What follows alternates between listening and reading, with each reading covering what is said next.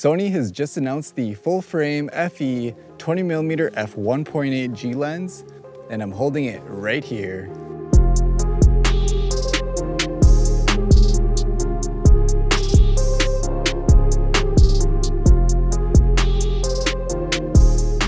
As you can see, it's a really impressive design that features a beefed up focus ring, focus hold button, an autofocus manual focus switch, and an aperture ring that can be toggled with or without clicks between f-stop numbers.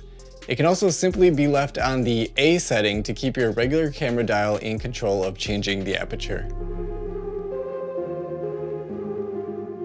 The new FE 20mm f1.8 G lens is not really like any other G series lens before it, and Sony has slightly blurred the line between what a G and a G Master lens is.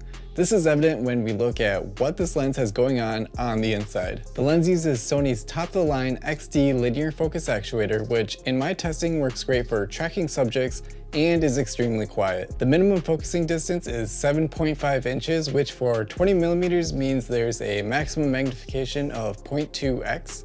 It has a 9-bladed circular aperture, which is capable of some really pleasing autofocus character. For its optics, the 20mm employs 2 advanced aspheric elements as well as 3 extra low dispersion elements, while true G Master lenses will use the coveted XA lens element, which this 20mm G lens of course is missing. Many of the supporting factors in what we typically see in a G Master are all present. This is a video test with the new FE 20mm f1.8 G lens from Sony.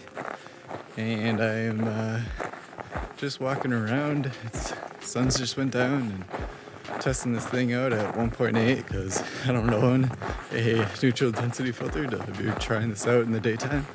So I'm walking kind of fast, get back to my car, and I have steady shot on the camera.